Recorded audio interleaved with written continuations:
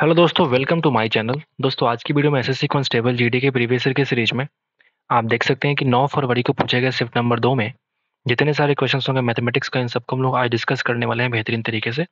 आइए शुरुआत करते हैं, चलते हैं सीधे मैथ्स के सवालों की तरफ।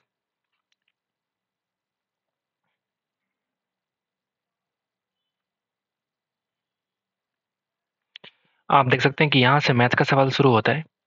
पहला सवाल क्या बोलता है कि ऐसे 45 डिब्बे हैं जिनका औसत भार आपको दे रखा है 52।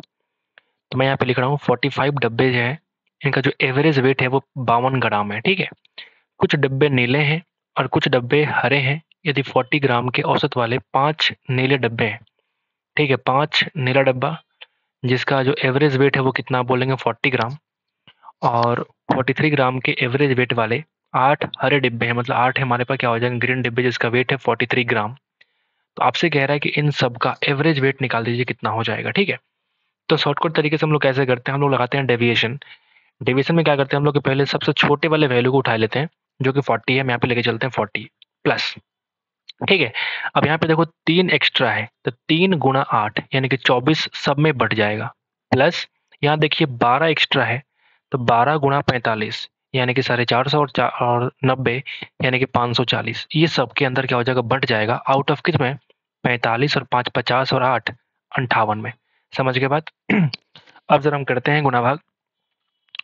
तो आप देखेंगे कि यहाँ पे जो है वैल्यू, ये बन जाएगा आपका 40, ये हो जाएगा प्लस 564 अपॉन 58। तो आप देखेंगे ऑलमोस्ट 550, सॉरी 580 अगर होता तो ये पूरा पूरा 10 से कट जाता। 5 अगर 80 होता तो पूरा पूरा 10 से कट जाता, लेकिन 580 से हल्का सा कम है तो 9 पॉइंट समथिंग आएगा, मान लेते हो ना, मतलब कि 49 पॉइंट समथिंग आंसर आएगा। 49 पॉइंट समथिंग ऑप्शन नंबर सिर्फ एक ही में है, ऑप्शन नंबर 1। और यहाँ पे क्या करेंगे, क्लिक कर देंगे, 49.72 ग्राम क्या हो जाएगा, सबका एवरेज वेट हो जाएगा। तो पहला सवाल आसान सवाल है, बहुत मुश्किल सवाल नहीं है, एवरेज का सवाल है। ठीक है, नंबर 2 पे आते हैं। नंबर 2 क्या बोलता है,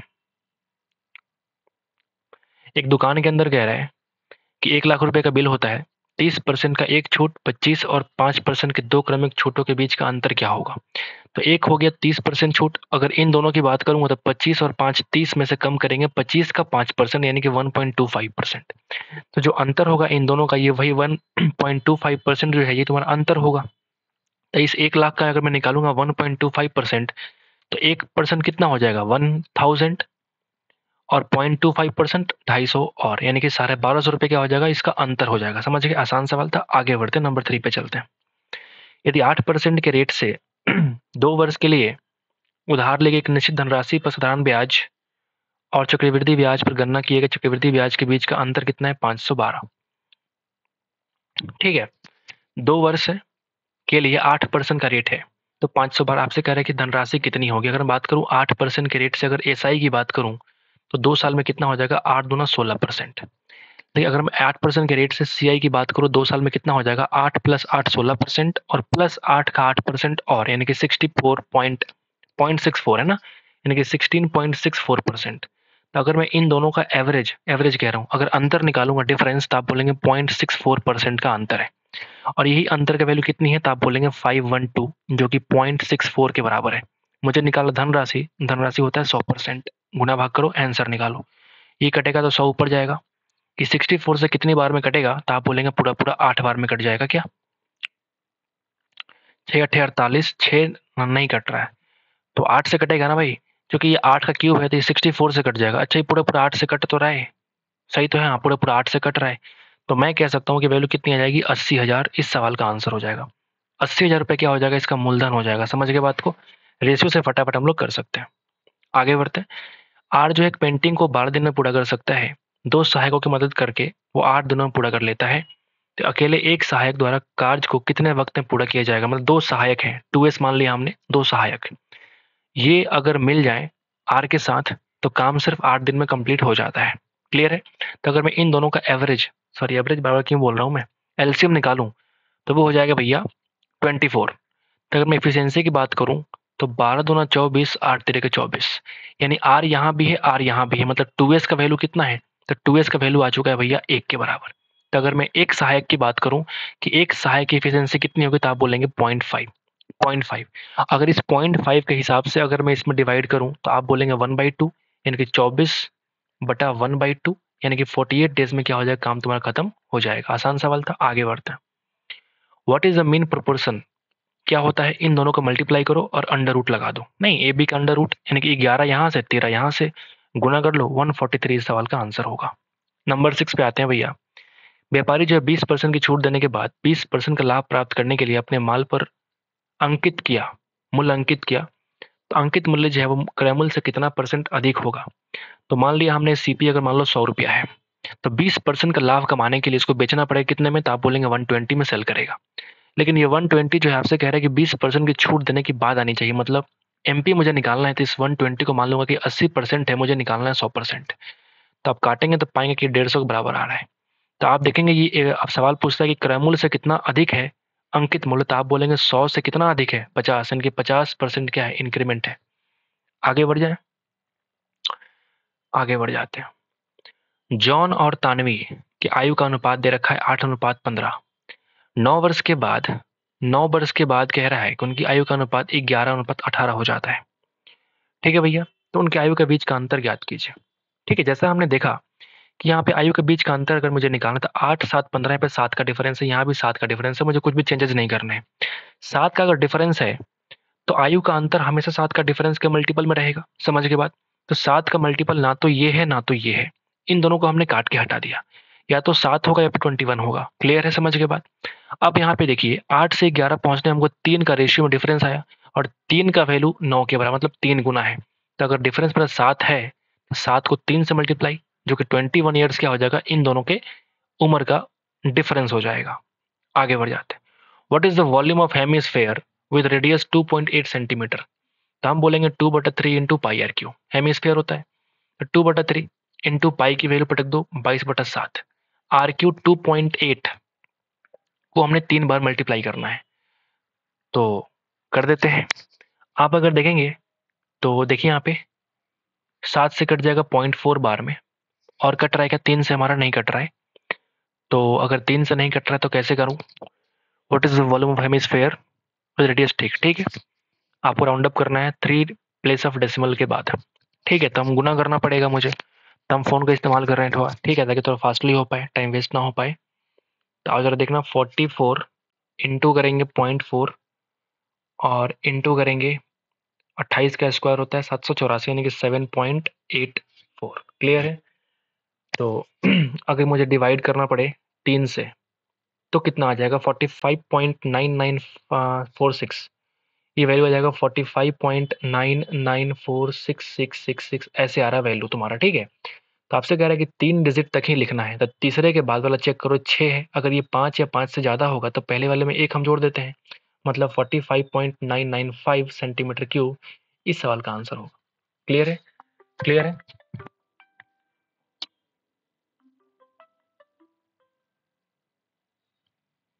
एक मिनट होल्ड कीजिएगा।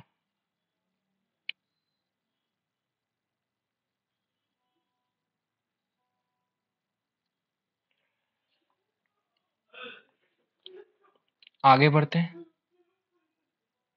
9 पे आते हैं। एक डीलर जो है 50,000 रुपया में 50 कुर्सियां खरीदता है, लेकिन उसमें 20 कुर्सियां खराब निकल जाती है, तो वह प्रत्येक खराब कुर्सी को उनकी सामान्य कीमत के 3/4 रुपया में सेल करने का फैसला करता है। कुर्सी की सामान्य कीमत कितनी होनी चाहिए जिससे पूरे लेनदेन में 35% का लाभ हो, ऐसा कुछ यहाँ पे देखने को।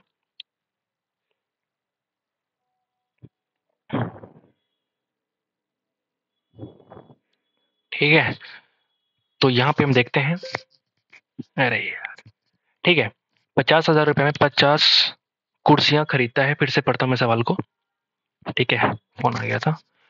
लेकिन उनमें से 20 कुर्सियां खराब निकल जाती है ना, तो प्रत्येक खराब कुर्सी को चाहता है कि हम उसके 75% पे सेल करेंगे। मतलब जैसे मान लिया आपने खरीदा 50 कुर्सियां, तो एक कुर्सी की अगर मैं सीपी निकालूं तो आप बोलेंगे 1000 रुपीज, लेकिन 20 कुर्सियां खराब निकल गई तो चाहता है 20 कुर्सियां जो खराब निकलती है, जिस हिसाब से वो बेच रहा है ना, उस सामान्य कीमत का 3/4 पर मतलब बेचने का फैसला करता है। समझ के बाद, मान लिया कि सेलिंग प्राइस मान लिया, सेलिंग प्राइस ऑफ 1 चेयर अगर हम मान के चले कि 4x के बराबर है, तो जो खराब कुर्सियां हैं, जो खराब का मतलब जैसे मान लिया हमने ब्रोकन मान लिया हमने, ब्रोकन चेयर मान लेते हैं, तो ब्रोकन चेयर का जो कीमत होगा वो कितना हो जाएगा, इसका 75% है कि 3x मान लिया हमने, ठीक है। तो कुर्सी की सामान्य कीमत कितनी होनी चाहिए जैसे कि पूरे लेन देन में उससे 35% का लाभ हो। समझ गए बात, 35% का लाभ, ठीक है। तो पहले मुझे ये बात पता चल चुका है कि सीपी हमारा 50,000 रुपया है, ठीक है। समझ गए बात, 50,000 रुपया है, ओके। तो अगर मैं एसपी निकालूं तो आप बोलेंगे कि ये फोरेक्स कीमत से हमने बेचा है किस 30 कुर्सियों को बेचा, ठीक है। और प्लस इस 3x की कीमत से हमने बेचा है 20 कुर्सियों को, ठीक है। और इस लेन देन में मुझे क्या हुआ, 35% का लाभ हुआ है। मतलब अगर मैं इसका 135/100 निकाल दूं तो ये सीपी का वैल्यू अब ऐसे बन जाएगा, यानी कि दोनों को हम इक्वेट कर सकते हैं। क्लियर है कहानी। अब एक्स की वैल्यू हम निकाल लेते हैं और यहां से हम सामान्य कीमत यानी कि 4x निकाल पाएंगे। समझ गए बात। आओ जरा काटते हैं। तो अगर देखेंगे यहाँ पे तो वैल्यू बन जाएगा 60x और ये 4×3=12, 120x, यानी कि 180x इज इक्वल टू, ठीक है, 50,000 और ये हो जाएगा आपका 135/100। आओ जरा काटें। अगर तो यहाँ से 2 जीरो, यहाँ से 3 जीरो, तो 1 जीरो यहाँ से काट के हटा दूंगा, ठीक है। तो आगे देखते हैं, 9 से कट जाएगा 2 बार में, ये 9 से कट जाएगा 9 15, 15 बार में, ये 2 से कट जाएगा भैया 25 बार में, यानी x की वैल्यू आ चुकी है 375। x की वैल्यू आ चुकी है 375। तो आपसे कह रहा है कि सामान्य कीमत क्या है, कुर्सी की सामान्य कीमत कितनी होनी चाहिए बेचने वाली, मतलब उतना उसका माना कितना था, 4x का मतलब 4 × 375। तो आप कहेंगे 1500 रुपये इस सवाल का आंसर होगा। बढ़िया सवाल, आप इसको मार्क कर सकते हैं भी आई। आगे बढ़ते हैं, 10 पे आते हैं। शांत जल में नाव की चाल दे रखी है, धारा की चाल दे रखी है। एक व्यक्ति 90 किलोमीटर की दूरी पर स्थित एक स्थान पर नाव से जाता है और वापस आता है, तो इस दो तरफा आवागमन में कुल कितना समय लगेगा। तो 90 के एक बार जाएगा तो दोनों का सम से, आएगा तो डिफरेंस से। समझ गए बात, यानी कि 9 + 15 यानी कि 24 घंटा इस सवाल का आंसर होगा। आगे बढ़े। किसी गांव की जनसंख्या 68,000 है। पहले वर्ष से 5% की दर से वृद्धि होती है, अगले 2 वर्षों में 10% की दर से कमी होती है, तो 3 वर्ष के बाद गांव की जनसंख्या बताइए। 68,000 पहले साल 5% बढ़ गई, मतलब 100 की वैल्यू हो गई 105। अगले साल 100 की वैल्यू 90 हो गई क्योंकि 10% कम हो रही है, लेकिन ये काम 2 बार होता है, मतलब 100 की वैल्यू फिर से हो जाएगी 90। क्लियर है कहानी।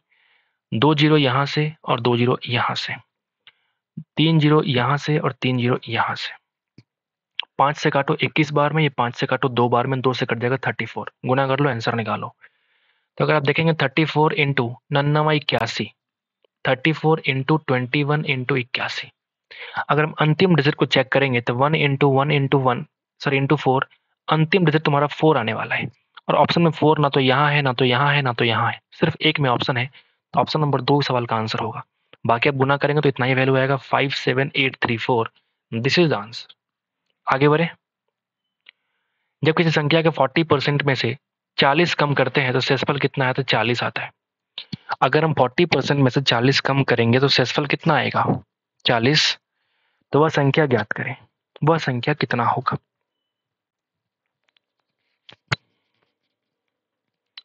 मान लो वो संख्या का 40% मुझे निकालना है, उसमें से हमने 40 कम किया तो 40 आ गया।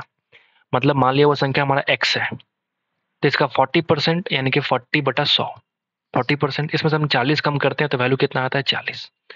ये कट जाएगा 2, यहाँ 5, यानी कि 2x/5 की वैल्यू आ चुकी है 40, उधर जाएगा तो 80 बन जाएगा, यानी कि 2 से कट जाएगा 40 बार में, x की वैल्यू आ चुकी है 200। आसान है। आगे बढ़ते हैं। 36 और 45 से विभाजित 4 अंक की सबसे बड़ी संख्या को 10,000 में से घटाया जाता है। 36 और 45 से डिविजिबल 4 अंक की सबसे बड़ी संख्या को, है ना, 10,000 में से घटाते हैं तो वो परिणामी संख्या क्या होगा। तो इस दोनों संख्या से डिविजिबल संख्या वही होगा जो इसका लोएस्ट कॉमन मल्टीपल होगा। बोलिए। तो एलसीएम हो जाएगा कितना, तो आप बोलेंगे 9 × 4 है और ये 9 × 5 है, तो 9 9 कॉमन और 5 चौका 20, यानी कि 20 × 9 यानी कि 180 क्या हो जाएगा, इसका एलसीएम हो जाएगा। लेकिन ये संख्या 3 डिजिट का है, आपको इसको कन्वर्ट करना है 4 अंक की सबसे बड़ी संख्या में। तो इंटू अगर हम 5 करें तो आप देखेंगे बन जाएगा 50 करें तो बन जाएगा 9000। लेकिन अभी भी संख्या जो है ये सबसे बड़ी संख्या नहीं है ना, 4 अंकों की बड़ी संख्या नहीं है। तो हम क्या कर सकते हैं, 180 को जोड़ो, मल्टीपल को जोड़ो, 180 जोड़ेंगे फिर भी नहीं होगा, इंटू 4 कर दो, इंटू 5 कर दो आप, तो आप पाएंगे 9000 प्लस 900 यानी कि 9900। अब इस संख्या में अगर 180 हम जोड़ देंगे ना तो ये बन जाएगा 10,080 बन जाएगा, जो कि 5 अंकों का हो जाएगा। तो इस संख्या को हम नहीं ले सकते। मतलब ये संख्या क्या है, ये 9900 ऐसा संख्या है जिस संख्या को अगर हम 45 और 36 से डिवाइड करें तो पूरा पूरा कट जाएगा, और ये संख्या ऐसे कटने वाले संख्या में 4 अंकों की बड़ी से बड़ी संख्या है। तो ये वही नंबर है। अगर इस संख्या को हम इसमें से कम करेंगे तो कितना वैल्यू बचेगा, तो आप बोलेंगे 100। This is the answer. एक संख्या के 110% और समान संख्या के 94.5% के बीच का अंतर दे रखा है। तो आप खुद देखिए 15.5% का अंतर है, इसका वैल्यू है कितना, आप बोलेंगे 34.1। बोलिए, तो वास्तविक संख्या निकालिए 34.1 बटा 15.5 इंटू 100। सही है क्या? तो यहां से काटो, कट जाएगा। 4 3 7 1 8, 5 5 10 11। किससे कट रहा है ये, किस संख्या से ये कटेगा, ये देखना बहुत जरूरी है। हमने कुछ मिस्टेक तो नहीं किया है। एक संख्या के 110% यानी 10 और 5.5 सही तो है, 34.1। तो किस संख्या से ये संख्या कटेगा, आप जरा देखो। 3 से नहीं कट रहा है, 4 5 6 7 28 नहीं कट रहा है, 8 9 10 11, 11 से कट रहा है क्या, 11 से भी नहीं कट रहा है ना, 11 से भी नहीं कट रहा है। 13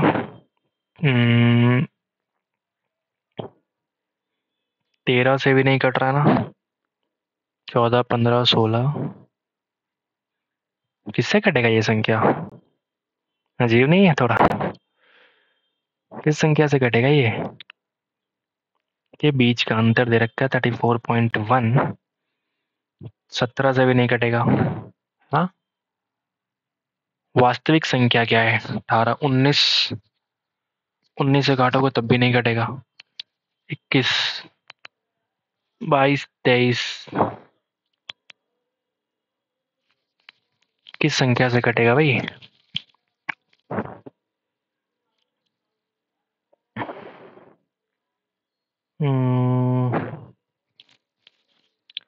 समझ ही नहीं आ रहा किस संख्या से कटेगा। अगर इसको डबल करूं तो बन जाएगा 310, यानी कि 31 एक्स्ट्रा मिल रहा है।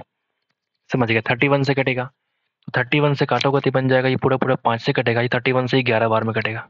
ऐसे कौन पूछता है यार, 5 से कट जाएगा 20 बार में, यानी 220 इस सवाल का आंसर होगा। समझ गया, वो नंबर ढूंढने में तो टाइम लग गया कि किस संख्या से कटेगा। हालांकि सवाल बहुत ही आसान है। 2 अलग अलग रोड क्रॉसिंग है, ट्रैफिक लाइट क्रमशः 54 सेकंड और 76 सेकंड के बाद बदल जाती है। यदि वे 10:15 पर एक साथ बदलते हैं तो पता करें कि अगली बार वे कब बदलेंगी। तो ये तब होता है जब इन दोनों का मुझे निकालना पड़ेगा एलसीएम, लोवेस्ट कॉमन मल्टीपल। थोड़ी देर पहले आया था सवाल, है ना। 54 और 76 का हम निकालेंगे एलसीएम, 54 और 76 का। ठीक है, तो आप देखेंगे कितना बन जाएगा, ये होगा 2 इंटू 3 इंटू 3 इंटू 3, ये हो जाएगा 2 इंटू 19। तो यहाँ पे 2 कॉमन है, तो 2 इंटू 3 3 3 यानी कि 27 और गुणा 38। ये पूरा क्या हो जाएगा भैया, तुम्हारा एलसीएम। तो गुना करोगे तो हो जाएगा 54 इंटू 38। इतना सेकंड की बात करता है। ठीक है भाई, इतना सेकंड की बात करता है। तो अगर मैं इस सेकंड में गुना करूँ तो कितना सेकंड हो जाएगा, आप मुझे पहले ये बताओ।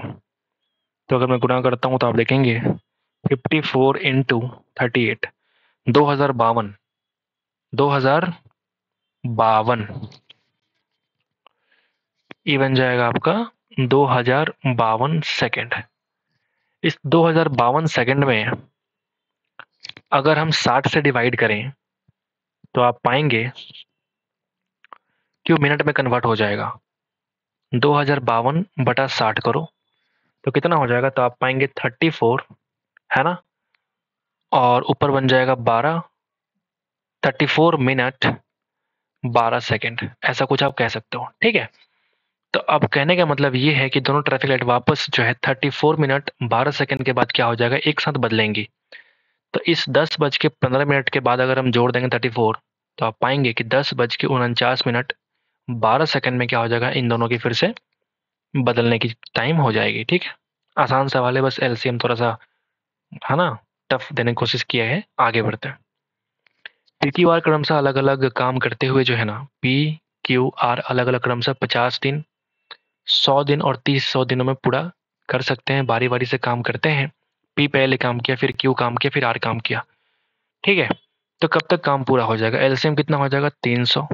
अगर मैं एफिशिएंसी की बात करूं, कार्य क्षमता, तो आप बोलेंगे 50 गुणा 6, 10 गुणा 3 और 300 गुणा 1। अलग अलग काम करिए, 3 6 9 1 10, 10 काम होता है 3 दिन में। काम करवाना है 300, यानी कि 30 से गुना कर लो, 30 से यहाँ भी गुना कर लो, यानी कि 90 डेज में काम तुम्हारा कंप्लीट हो जाएगा। कक्षा में 80 विद्यार्थी हैं, लड़कियों का जो औसत वजन है वो 40 है। गर्ल्स की बात करूं तो ये 40 केजी की एवरेज वेट है इनका। बॉयज की बात करूं तो इनका एवरेज वेट कितना था, बोलेंगे 50। लड़कों की संख्या अगर 50 है तो लड़कियों का ऑटोमेटिक क्या है 30, क्योंकि टोटल संख्या कितना है 50, टोटल संख्या 80 है, हमें चाहिए एवरेज। तो रेशियो निकाल लो, 4 3 120 प्लस 250 बटा 5 3 8, बोलिए 370 बटा 8, 8 चौका 32, 5 0 8 छः 48, 2 8 2 16, 8 25 40 के जी, 46.25 kg क्या हो जाएगा इन सब का एवरेज वेट। आसान सवाल। एक शांत जल में इतना केजी की चाल से यात्रा कर सकता है नाव। धारा के प्रवाह की चाल दे रखा है इतना, स्पीड ऑफ स्ट्रीम। तो विपरीत दिशा में 56 किलोमीटर जाने के लिए इन दोनों के स्पीड का डिफरेंस कर लो, यानी कि 28 से डिवाइड करोगे, 2 घंटा लगेगा इस काम को पूरा होने में। बहुत ही आसान सवाल, बहुत ही ज्यादा आसान। इन तीनों का कह रहा है क्रमिक छूट कितना एकल छूट के बराबर होगा।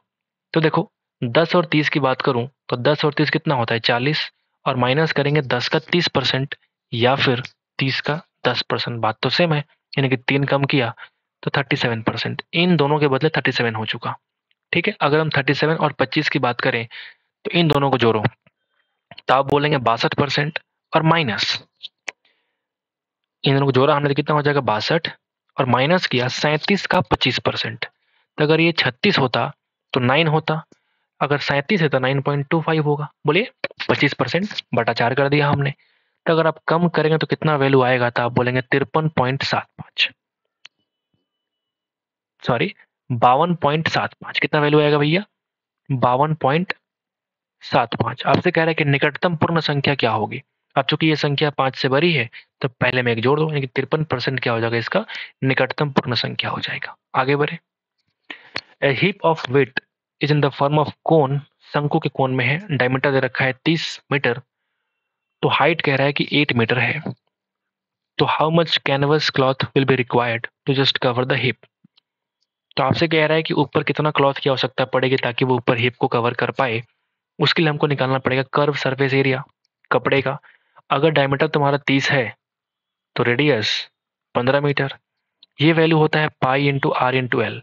अगर हम बात करें मेरे भाई शंकु का कोण का, तो आप बताएंगे अगर रेडियस तुम्हारा कितना है 15 मीटर और हाइट अगर तुम्हारा दे रखा है 8, तो ये एल की वैल्यू कितनी हो जाएगी 17 बाय यूजिंग पाइथागोरस थ्योरम। अब यहाँ से वैल्यू आप रख दीजिए 22/7, आर की वैल्यू 15 और एल की वैल्यू 17, गुना भाग करो 22 गुना 15 हो जाएगा 330 गुना 17/7, 17 तिया 51, 5 17 तिया 51, 5 56/7। बोलिए, यानी कि 7 8 56, 0 7 एकम 7। ओके, क्या मिस्टेक किया मैंने, 17 तिया 51, बोलिए पाई की वैल्यू कह रहा है 3.14 लो, इसीलिए आंसर नहीं आ रहा है क्या, करके देखते हैं ना। 15 गुना 22, 330 गुना 17